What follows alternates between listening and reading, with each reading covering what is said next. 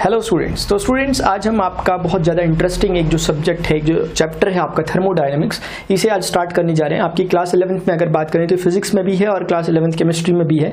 तो कभी कभी ये चीज़ हमारे लिए एक अच्छी एडवांटेज साबित होता है, कभी कभी डिसएडवांटेज बन जाता है। जैसे मैं ये बात करूँ तो जब मैं पढ़ता था तो ऐसा रहता था कि क्लास 11th में, क्योंकि ये दोनों बुक्स में था, फिजिक्स में भी केमिस्ट्री में भी, तो ऐसा होता है कि ये वाला आपको टॉपिक फिजिक्स वाले सर पढ़ा देंगे, ये वाला केमिस्ट्री वाले पढ़ा देंगे। तो इस तरह से इधर उधर होते होते वो एक नज़र में नहीं आ पाता पूरा टॉपिक, और वो कहीं ना कहीं फिर हमारा बहुत ज़्यादा स्ट्रांग नहीं हो पाता। फिर कंपटीशन में जब हम जाते हैं तो हमें फिर उसमें प्रॉब्लम होती है, क्योंकि हमें थर्मोडायनेमिक्स समझ ही नहीं आता एक्चुअली है क्या, क्योंकि ये डिफरेंट ब्रांच है फिजिक्स की और केमिस्ट्री की, ठीक है ना।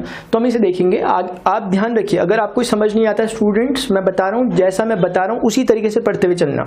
अभी जब तक मैं पूरा चैप्टर खत्म नहीं कर जाता किसी भी बुक को, अभी उस हिसाब से मत देखना, ठीक है ना। टॉपिक वाइज देख सकते हो, जैसे मैंने कोई टॉपिक पढ़ा उसको और डिटेल में देख सकते हो, लेकिन ऑर्डर को मत देखना। मैं जिस ऑर्डर में पढ़ा रहा हूँ वो अच्छा रहेगा आपके लिए, बस इतना ध्यान रखिएगा। उससे आपको पूरी स्टोरी आपकी बन जाएगी थर्मोडायनेमिक्स की, ठीक है ना। हाँ, तो जो आज का हमारा टॉपिक है और जो हमारे 1-2 लेक्चर होने वाले हैं, जैसे आज का और जो अगला लेक्चर होगा वो कॉमन टॉपिक होगा फिजिक्स के लिए भी, केमिस्ट्री के लिए। उसके बाद क्या होगा कि फिजिक्स के लिए हम अलग थर्मोडायनेमिक्स को पढ़ने लग जाएंगे, केमिस्ट्री के लिए अलग, क्योंकि कुछ कन्वेंशन आएंगे और मैं डिफरेंस भी बताऊंगा फिजिक्स में क्या और केमिस्ट्री में क्या, मैं डिफरेंस बताता हुआ चलूंगा कैसे होगा, ठीक है ना। चलो ठीक है, अभी हम आज अपना जो सबसे पहले आज बेसिक टर्मिनोलॉजीज जो इस्तेमाल होती हैं थर्मोडायनेमिक्स में उनको हम डिस्कस कर रहे हैं, ठीक है। देखते हुए चलना जरा। सबसे पहले हम क्या करेंगे, डेफिनेशन से ही स्टार्ट करते हैं कि व्हाट इज थर्मोडायनेमिक्स, क्योंकि एक डिफरेंट ब्रांच है ये फिजिकल साइंस की, तो हम इसी को समझ लेते हैं। आप नोट करते हुए चलना, नोट्स बनाते हुए चलना अपने जो मैं बता रहा हूँ एक फेयर कॉपी में, ठीक है ना। फिर आप देखोगे बहुत ज्यादा एडवांटेज मिलेंगे आपको इसके। चलिए देखिए, it is the branch of physical science, लिखते हुए चलिएगा, it is the branch of physical science which deals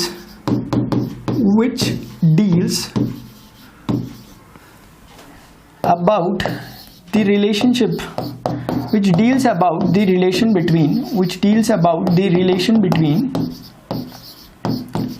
heat and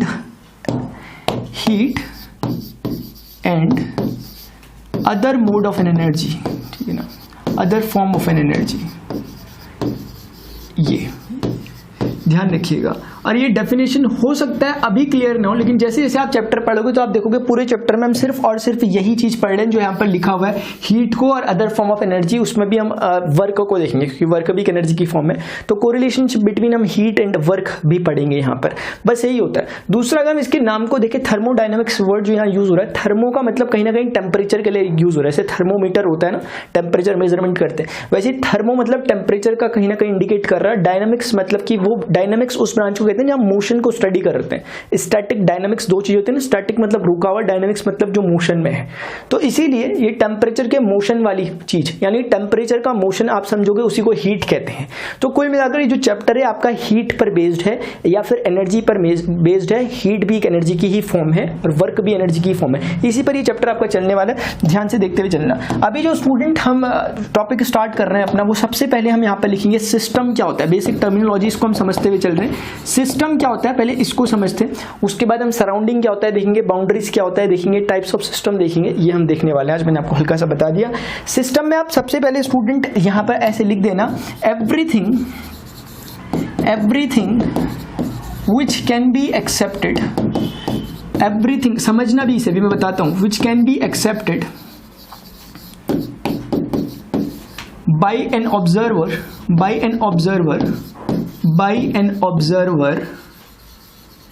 as an observation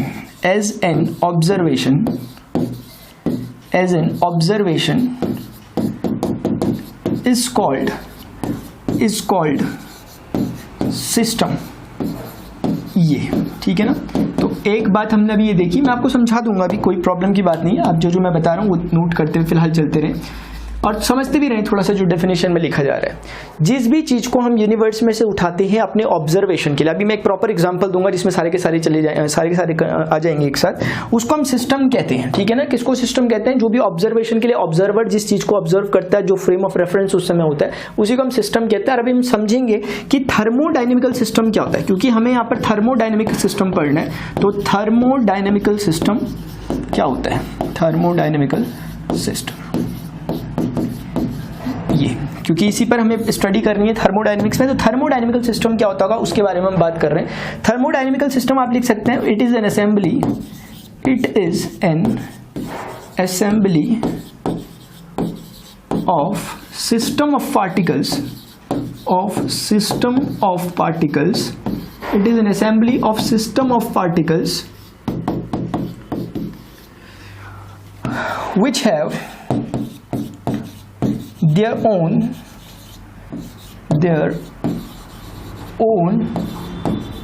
thermodynamic variables, thermodynamic variables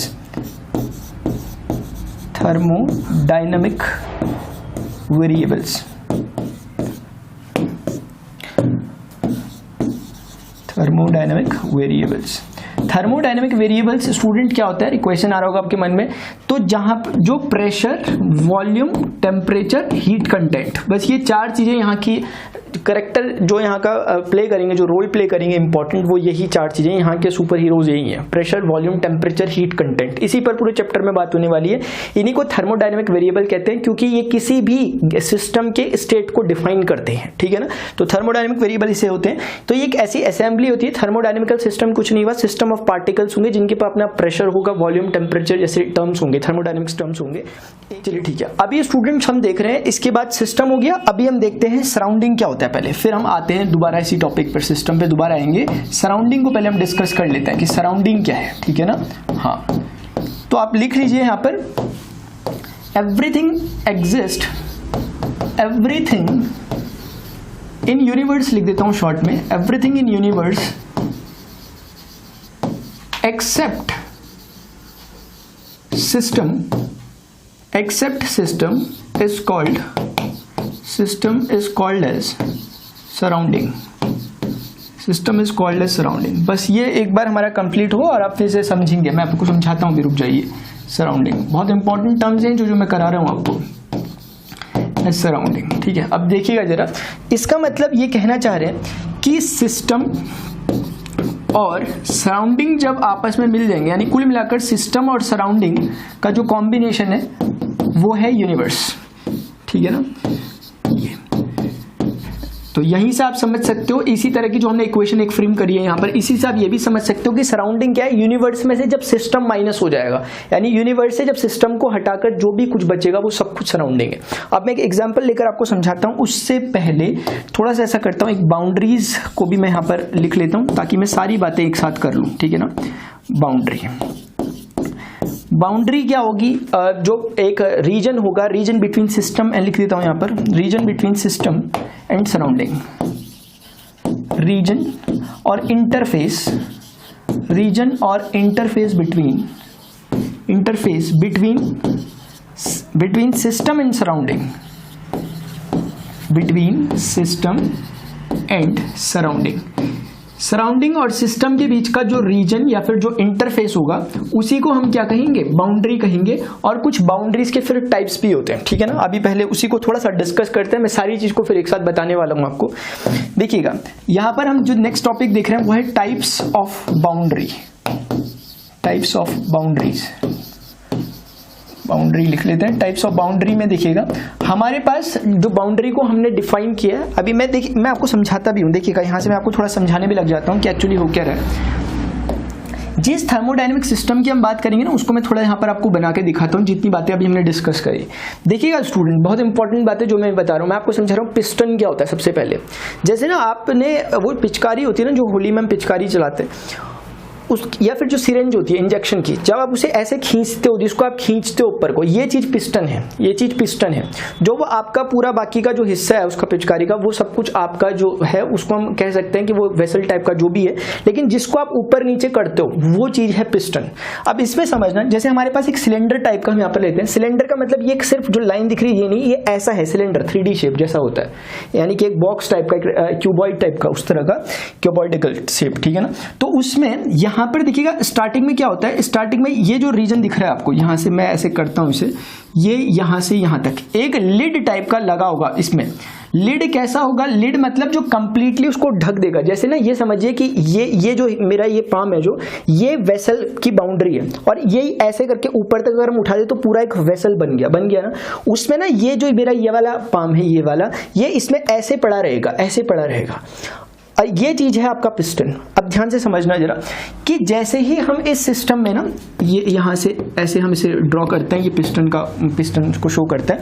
यहाँ पर जैसे ही आपने इसमें अगर गैस फिल करना स्टार्ट किया, किसी तरीके से हमने इसमें गैस फिल करना वेसल में स्टार्ट किया, अगर कहीं से नीचे से मान लिया इस टर्मिनल से हमने गैस फिल करना स्टार्ट किया, ठीक है ना, इस टर्मिनल से हमने गैस फिल करना स्टार्ट किया, होता क्या है, मैं इसे फिलहाल हटा देता हूँ, ये अजीब लग रहा है। देखिएगा तो होगा क्या, ये जो आपका सिस्टम रहता है, इस सिस्टम में ये जो पिस्टन होगा ये ऊपर उठना स्टार्ट कर देगा। खुद सोचिएगा जरा थोड़ा सा, जैसे ये अभी ऐसे था ना, जब इसमें गैस हम फिल करना स्टार्ट करेंगे वेसल में, तो गैस इस वॉल पर या जो भी ये चीज है, जो पिस्टन है, जो सरफेस है, इस सरफेस पर गैस मॉलिक्यूल धक्का मारेंगे, फोर्स मारेंगे। और फोर्स पर यूनिट एरिया का मतलब होता है प्रेशर मारेंगे।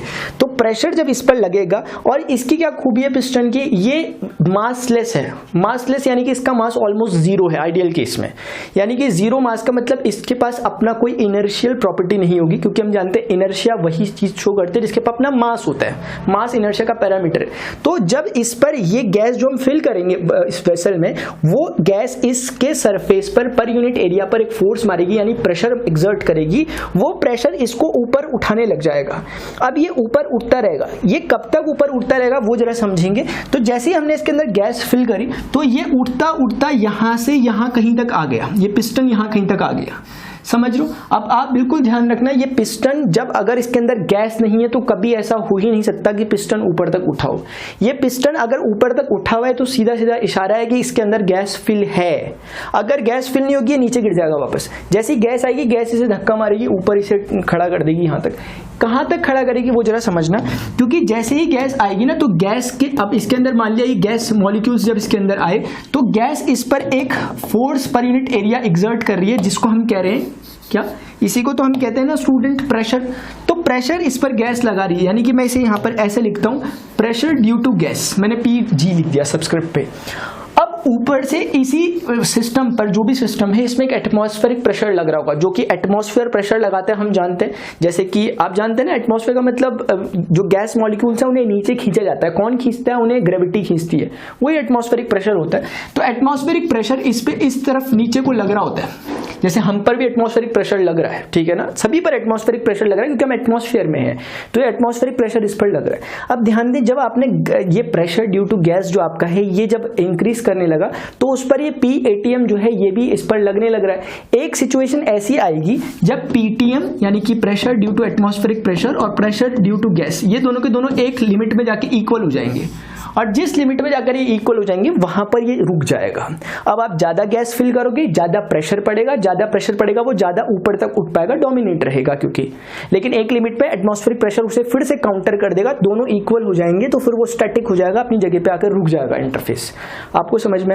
जैसे ही हमने गैस हटा दी, गैस जैसे ही हम हटाएंगे, ये प्रेशर ड्यू टू गैस कम होने लग जाएगा, यानी ये डोमिनेट करने लग जाएगा ऊपर वाला। इसका मतलब ये चीज नीचे को आ जाएगी और ये ऐसे गिर जाएगा नीचे का, गैस पूरी गायब हो जाएगी। तो अब आप समझे पिस्टन का मतलब क्या। तो पिस्टन कुछ नहीं है, एक लिड है जो कि मासलेस है, जैसे ही हम गैस फिल करते हैं ऊपर को उठने लग जाता है। इतनी बात आपको समझ में आ गई। इसमें ऑब्जर्वर पर डिपेंड करता है कि वो किसको ऑब्जर्व कर रहा है। जैसे मान लिया इसमें जो गैस मॉलिक्यूल इसमें जो फिल होंगे, अगर आप इन गैस मॉलिक्यूल्स को, अगर आप इस रखी हुई गैस को ऑब्जर्व कर रहे हो, तो ऐसे केस में, और हम गैस को ही ऑब्जर्व करते हैं, उस गैस को हम सिस्टम कहेंगे, जो कि थर्मोडायनेमिक सिस्टम होगा अपना। ये गैस जो इसके अंदर फील्ड गैस होगी, उसी को हम क्या कहेंगे यहाँ पर, वो हमारा एज अ सिस्टम होगा। उसमें सिस्टम हो गया। अब सराउंडिंग क्या होगा, बाउंड्री क्या होगा, जरा ध्यान से समझना। बाउंड्रीज क्या होंगी, ये आपकी बाउंड्रीज हैं जो कि सराउंडिंग और सिस्टम को अलग कर रही है। सराउंडिंग क्या हो गया, गैस को छोड़कर बाकी जो सब कुछ है वो सब कुछ यूनिवर्स है, सॉरी हाँ सराउंडिंग है। इस गैस को छोड़कर यहाँ तक कि जो वेसल भी है आपका, जो वेसल की ये चीजें दिख रही है, ये एज अ सिर्फ बाउंड्री की तरह बिहेव करेंगी। ये वाली चीजें जो आपको ये दिख रही है, ये इसकी बाउंड्रीज हो गई, ये इसकी बाउंड्रीज है यहाँ से यहाँ तक, ये जो आपको दिख रही है चारों तरफ। और इस बाउंड्री के जो बाहर का इलाका है, बाहर का इलाका समझ लो ना, ये वाला जो इलाका है इस तरफ का, वो सब कुछ आपका सराउंडिंग है। वो सब कुछ आपका सराउंडिंग है। और ये चीज़ जो आपको दिख रही है, ये जो इंटरफेस है, सराउंडिंग का कहने का मतलब आप समझो ना, सराउंडिंग कहने का मतलब मेरा ये वाला रीजन की मैं बात कर रहा हूँ, जो ये बाहर का रीजन आपको दिखाई दे रहा है, ये बाहर का रीजन। बाकी ये जो चीजें दिखाई दे रही है वॉल टाइप की, इन्हें हम कह रहे हैं बाउंड्रीज। ये आपकी बाउंड्रीज है, ये आपकी बाउंड्री है, ठीक है ना, ये आपकी बाउंड्री है जो कि अलग कर रही है सराउंडिंग को और सिस्टम को। सिस्टम कौन है? गैस। सराउंडिंग कौन है? इस वेसल के बाहर का इलाका। और बाउंड्री कौन है? जो बाहर के इलाके और जो सिस्टम को अलग कर रही है, सेपरेट कर रही है, उसके बीच का रीजन, जो कि इस समय वेसल की जो वॉल्स हैं वो हैं। तो वो आपका सिस्टम हो गया, सराउंडिंग हो गया, बाउंड्री हो गई। ये तीन चीजें आप समझ गए।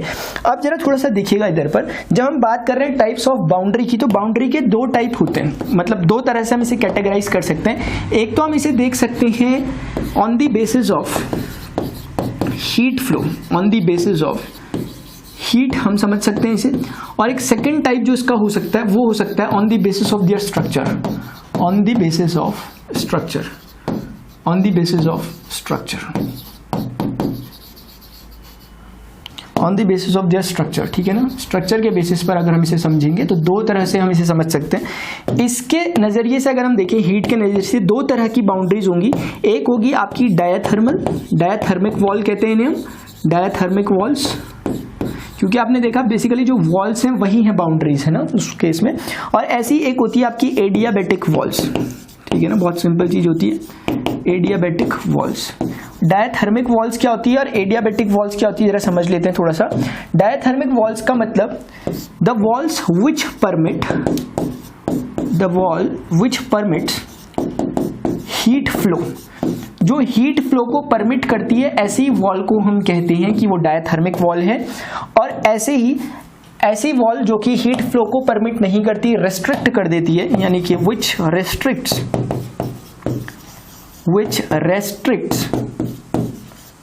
हीट फ्लो, ऐसी वाली वॉल को हम कहते हैं क्या? Adiabatic wall. एग्जाम्पल आप समझ सकते हैं, जैसे एक वाटर बॉटल है आपके पास, है ना, प्लास्टिक की एक वाटर बॉटल है नॉर्मल, और उसमें आपने एक हॉट वाटर उसमें डाला है। आप जानते हैं कि थोड़ी देर बाद, कुछ टाइम के बाद, कुछ टाइम जब लैप्स हो जाएगा, उसके बाद वो जो वाटर रखा था, जो हॉट वाटर था, वो एक ना एक टाइम के बाद ठंडा हो जाएगा। यानी हुआ क्या? हीट का फ्लो हो गया। कहाँ से हुआ होगा? उस वॉल से हुआ, जो आपकी वाटर बॉटल की वॉल है वो डायाथर्मिक नेचर की वॉल है। इसका मतलब वो हीट फ्लो को आने जाने देती है, जैसे मास फ्लो को आने जाने नहीं देती। यानी कि आपके जो बॉटल के अंदर पानी रखा हुआ वो बाहर नहीं जा पा रहा, सिस्टम वही है बाउंड्रीज के अंदर, लेकिन जो एनर्जी है, एनर्जी बाहर जा रही है। एनर्जी का मतलब क्या हुआ? हीट की मैं बात कर रहा हूँ। हीट का फ्लो वहां पर परमिट हो जा रहा है ना, एप्लीकेबल, मतलब उसे परमिशन है बाहर जाने की। जैसे आपका वाटर बॉटल का एग्जाम्पल हो गया, आप लिख लेना hot water bottle of plastic, ठीक है ना। ऐसे ही विच रेस्ट्रिक्ट हीट, उसे हम कहते हैं एडियाबैटिक वॉल्स। जैसे आप एग्जाम्पल के लिए सोच सकते हो, थर्मस आपका होता है, जो थर्मस होता है जिससे कि आपका जो टेम्परेचर होता है मेंटेन रहता है। यानी कि अगर गर्म पानी रखा है गर्म रहेगा, ठंडा पानी रखा है ठंडा रहेगा। कहीं ना कहीं वो शो कर रहा है कि वो हीट फ्लो को रेस्ट्रिक्ट कर रहा है, यानी आने वाली हीट या जाने वाली हीट को रोके रख रहा है। इससे अंदर का टेम्परेचर मेंटेन रहता है, लेकिन उसकी लिमिट रहती है। वो आइडियल, थर्मस एक आइडियल एग्जाम्पल नहीं है इसका, और यूनिवर्स में कोई ऐसा एग्जाम्पल आइडियल है भी नहीं, ठीक है ना। तो आप समझ गए, इस तरह के ये दो एग्जाम्पल हमारे पास, दो वॉल्स के काइंड होते हैं हमारे पास, एक एडियाबैटिक और दूसरी क्या होती है? डायाथर्मिक। ऐसे ही यहां पर अगर हम बोले, इसको भी दो हिस्सों में हम कैटेगराइज कर सकते हैं। एक होती है आपकी फिक्स्ड बाउंड्री और एक आपकी होती है मूवेबल बाउंड्री। इसको भी थोड़ा एग्जांपल लेकर मैं समझाने की कोशिश करता हूं। एक मूवेबल बाउंड्री होती है, एक फिक्स्ड बाउंड्री। फिक्स्ड बाउंड्री तो वैसे ही जैसे हम जिस रूम में आप बैठे हैं, इस रूम में अगर हम इस रूम के अंदर की सारी गैस को हम एज अ सिस्टम मान लें, और इस रूम की जो बाउंड्रीज हैं वो फिक्स्ड बाउंड्री की तरह बिहेव कर रही, क्योंकि वो मूव नहीं कर रही। बाउंड्रीज क्या हो गई? फिक्स हो गई। आपके कमरे के बाहर का जितना कुछ इलाका है वो सभी सराउंडिंग को रिप्रेजेंट कर रहा है। आपके अंदर, कमरे के अंदर की जो गैस है वो रिप्रेजेंट कर रही है सिस्टम को, और जो आपकी वॉल्स हैं वो रिप्रेजेंट कर रही है बाउंड्रीज को। तो इस केस में आपकी बाउंड्री फिक्स्ड है, ठीक है ना, फिक्स्ड बाउंड्री है। या फिर आप जैसे कि एलपीजी गैस सिलेंडर होता है, उस गैस सिलेंडर के अंदर की गैस को हम सिस्टम सपोज कर लें, जो आपकी बाउंड्रीज है वो फिक्स्ड बाउंड्रीज है, रिजिड बाउंड्रीज है, यानी कि जो मूव नहीं हो सकती। तो आपके मन में तो आप समझ गए, अलग से लिखने की जरूरत नहीं, आपको समझ में आ रहा होगा, ठीक है ना। तो ये आपका एलपीजी गैस सिलेंडर इसका एग्जाम्पल हो जाएगा, आप समझ जाएंगे, ठीक है। मूवेबल बाउंड्रीज में अगर हम बात करें तो उसको ऐसे समझ सकते हैं कि जैसे ना आपने एक मान लिया एक वेसल लिया, और यहां से मान लिया ये जो टैप है, इस टैप से इसमें वो आ रहा है, क्या बोलते हैं उसे, वाटर गिर रहा है इसमें, ठीक है ना, नौ से नल, इससे इसमें क्या गिर रहा है? पानी गिर रहा है। तो उस समय इसका अभी क्या होगा, वाटर का अभी लेवल मान लिया अभी 0 लेवल था, धीरे धीरे करके वाटर इस लेवल तक आ जाएगा। थोड़ी देर बाद आप देखोगे, यानी कि वाटर अगर इस लेवल तक आया तो वाटर की बाउंड्री किसने क्रिएट करी, इसने। ये वाटर की बाउंड्री को रिप्रेजेंट कर रहा है, क्योंकि क्या कर रहा है ये सराउंडिंग को, जो सराउंडिंग है बाहर का सराउंडिंग, क्योंकि हमने वाटर को सिस्टम माना है, वाटर के अलावा जो रीजन है जो कि बाहर का रीजन है, ये वाला इसके लिए अभी एज अ सराउंडिंग की तरह बिहेव कर रहा होगा, और ये आपका सिस्टम हो गया क्योंकि वाटर वहां पर है। तो उसके बीच में जो इंटरफेस बना हुआ, जो ऊपर की जो लेयर है, ऊपर का सबसे ऊपर का जो वाटर की लेयर है, जो एयर और वाटर को अलग कर रही है, वो अभी किसकी तरह बिहेव कर रही है, बाउंड्री की। थोड़ी देर बाद आप देखोगे जब आपने पानी चला ही रखा है तो वो जो लेवल होगा वो इंक्रीज करता हुआ ऊपर, मान लिया यहाँ पहुंच गया, अब पानी आपका यहाँ पहुंच गया। तो ऐसे केस में आप समझ पा रहे हो कि पहले बाउंड्री यहाँ पर थी, यहाँ पर बाउंड्री थी, लेकिन अब बाउंड्री धीरे धीरे बढ़ती रह रही है, पानी ऊपर को आता रह रहा है लेवल, यानी कि बाउंड्री आपकी मूव करती रह रही है। ऐसी बाउंड्री को हमने कह दिया मूवेबल बाउंड्री है।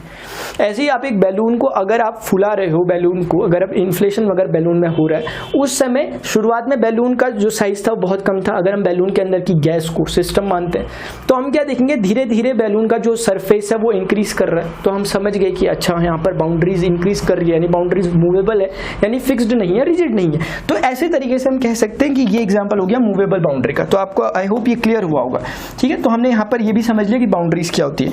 अभी एक जो नेक्स्ट थिंग हम देखने जा रहे हैं, ये आपने समझ लिया, इंपॉर्टेंट है, ध्यान रखना, सराउंडिंग कौन है, सिस्टम कौन है, यूनिवर्स कौन है और बाउंड्रीज कौन है, ठीक है ना। हाँ, और पिस्टन कौन है, बोला ना मैंने, ठीक है। अब एक चीज आती है, वो है types of system. Types of system. अब सिस्टम के कुछ टाइप होते हैं। बेसिकली हम जिस सिस्टम की बात कर रहे हैं, आप ध्यान रखें, मैं बार बार सिस्टम ही इसको बोलूंगा, हम थर्मोडायनेमिक सिस्टम की बात कर रहे हैं। टाइप्स ऑफ सिस्टम में हमारे पास जो फर्स्ट टाइप है वो है ओपन सिस्टम। और थोड़ा सा ध्यान से समझते हुए चलना, इंटरेस्टिंग है। ओपन सिस्टम किसे कहते हैं, जरा उसे समझ लेते हैं। उसके बाद हम देखेंगे कि क्लोज्ड सिस्टम किसे कहते हैं। अब फिर हम देखेंगे कि आपके पास एक और सिस्टम होगा जिसे हम एडियाबैटिक सिस्टम या आइसोलेटेड सिस्टम कहेंगे, ठीक है ना। चलो मैं पहले इनको समझा देता हूँ ओपन सिस्टम क्या होता है। देखिएगा, जब कभी भी del m equal to zero, does not equal to zero, del E does not equal to zero होगा तो हम उसे कहेंगे कि ओपन सिस्टम है। मतलब क्या हुआ, ऐसा सिस्टम जिससे मास एक्सचेंज भी पॉसिबल है, जिससे एनर्जी एक्सचेंज भी पॉसिबल है। मैं आपको समझाता हूँ। जैसे a hot cup of a T है, जैसे आपके पास एक गर्म चाय है आपकी किसी कप में रखी हुई है। अब वो ऊपर से जो वो टी है वो ढकी हुई नहीं है, कुछ भी नहीं है, ओपनली रखी हुई है टी, है ना, गर्म थी अभी तक। धीरे धीरे जैसे जैसे टाइम लैप्स होगा आप जानोगे वो गर्म जो टी है, जो हॉट कप ऑफ टी था, वो धीरे धीरे ठंडा होने लग जाएगा। अगर वो ठंडा होने लग गया तो हुआ क्या, जो आपका ये सिस्टम, अगर हमने उस टी को एक सिस्टम माना था तो उसके अंदर की जो एनर्जी थी, जो गर्माहट उसके अंदर थी, वो अब रिलीज हो गई, बाहर सराउंडिंग में चले गई। यानी हम क्या कह सकते हैं, एनर्जी एक्सचेंज हुआ कि नहीं हुआ, हुआ। एनर्जी एक्सचेंज हुआ, किसकी फॉर्म में हुआ, हीट की फॉर्म में हुआ, एनर्जी में एक्सचेंज हो गया। एक बात, यानी कि एनर्जी एक्सचेंज हो गया, इसका मतलब, क्योंकि ना del E का मतलब क्या हुआ, E2 minus E1, del E का मतलब चेंज इन E हुआ एनर्जी में, वो does not equal to zero है। इसका मतलब ये हुआ E2 is does not equal to E1 है, क्योंकि E2 माइनस E1 का अगर माइनस E1 को उधर भेजेंगे, ऐसा देखिएगा।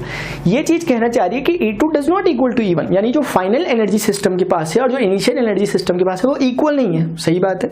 अगर आपने अभी स्टार्टिंग में T is equal to zero पर हॉट कप ऑफ टी को देखा, गर्म था, कुछ टेम्परेचर था अच्छा खासा, आप आए आधे घंटे बाद आपकी चाय का पूरा टेम्परेचर बहुत गिर गया, यानी कि टेम्परेचर घट गया, एनर्जी उसकी घट गई।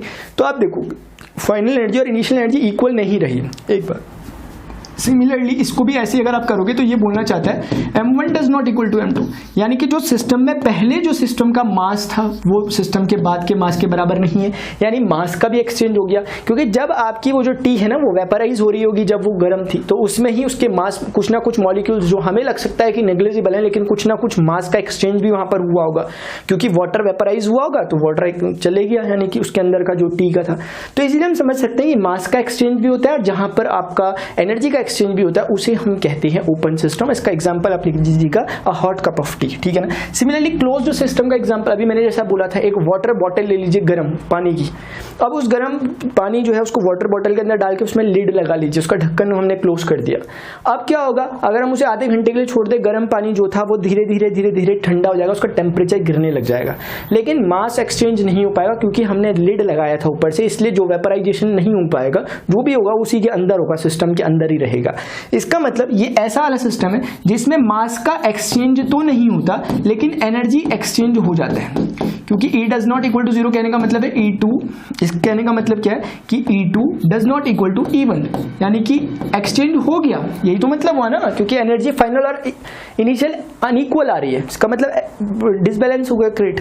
इसका मतलब क्या हुआ कि M1 is equal to M2, ये क्योंकि आप इसे अगर सॉल्व करोगे del M is equal to 0 को आप लिखोगे M2 minus M1 is equal to 0, that is M2 is equal to M1, यानी कि जो इनिशियल मास था सिस्टम के ऊपर, जो फाइनल मास है वो इक्वल ही रहा। आप समझ गए, क्योंकि ये क्लोज्ड लिड लगा हुआ था इस सिस्टम में। एक सिस्टम ऐसा होता है जिसको हम कहेंगे आइसोलेटेड सिस्टम, ये आपका हो गया आइसोलेटेड सिस्टम।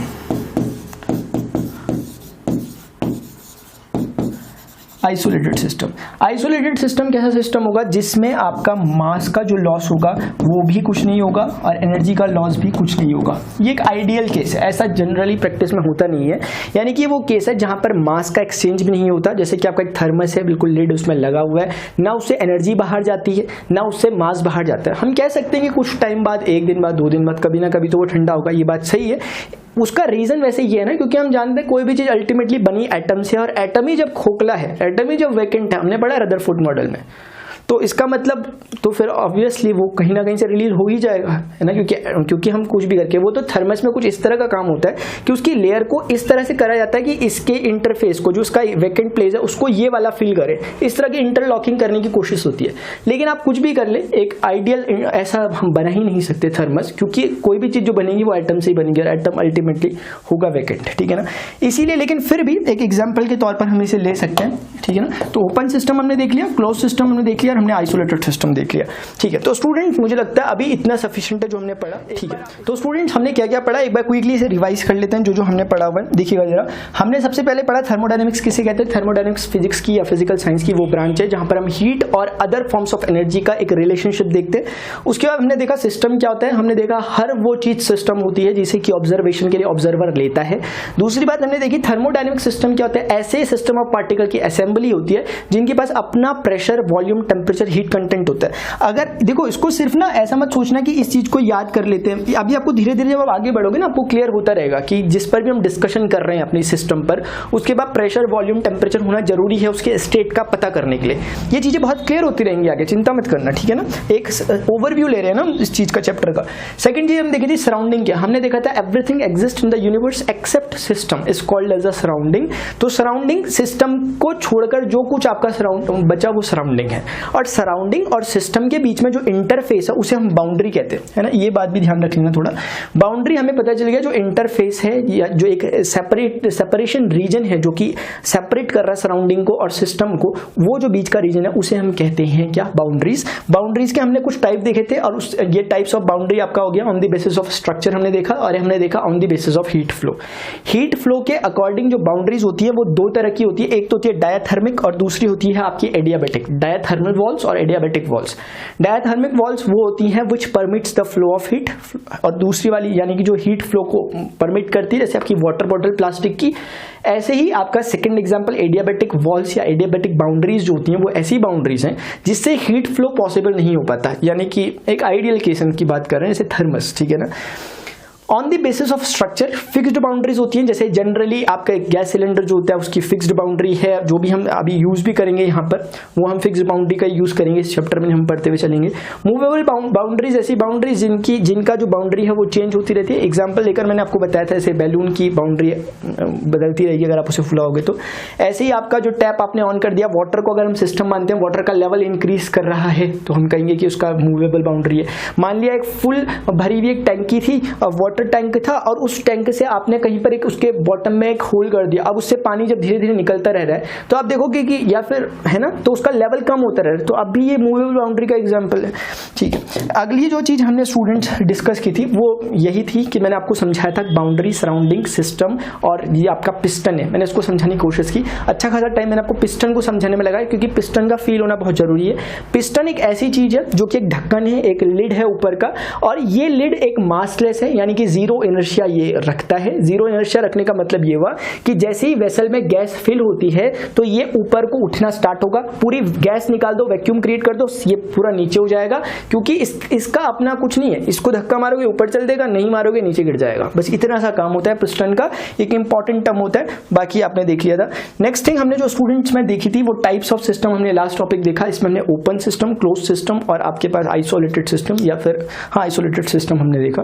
ओपन सिस्टम जिसमें मास एक्सचेंज, एनर्जी एक्सचेंज दोनों पॉसिबल होते हैं, जैसे हॉट कप ऑफ टी होता है कि जैसे टी आपकी गर्माहट भी अपनी निकाल देती है, उससे कुछ मास का भी डिके हो जाता है। सेकेंड थिंग क्लोज सिस्टम हो गया जिसमें मास एक्सचेंज तो नहीं होता लेकिन एनर्जी एक्सचेंज होता है, जैसे hot water bottle of hot plastic water bottle.